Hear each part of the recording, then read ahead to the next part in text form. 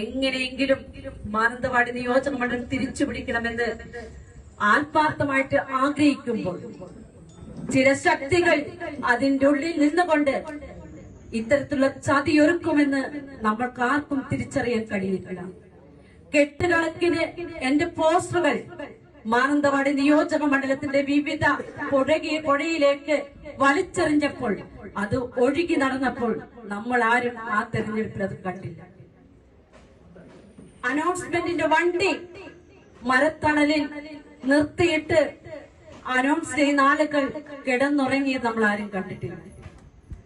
അങ്ങനെ ഒരുപാട് ചതികൾ ഒരുക്കി തെരഞ്ഞെടുപ്പിന്റെ അവസാന ഘട്ടങ്ങളിൽ ഓരോ വീടുകളിലും കയറി ചെന്ന് PK ജയലക്ഷ്മിക്ക് വോട്ട് ചെയ്യേണ്ടെന്ന് പറഞ്ഞ ആളുകളടക്കമുണ്ട്. ഞാൻ അവരുടെ പേരൊന്നും ഞാൻ എടുത്തു പറയുന്നില്ല. ഞാൻ ഇതൊക്കെ സൂചിപ്പിച്ചത്, ഇനി അത്തരത്തിലുള്ള ചതി ഒരു പാവപ്പെട്ട സഹോദരിയെ എനിക്കുണ്ടായ ഒരു അനുഭവം അന്ന് PK ജയലക്ഷ്മി മാത്രമല്ല UDF സ്ഥാനാർത്ഥിയാണ്. PK ജയലക്ഷ്മി അല്ല ഇവിടെ തോറ്റത്.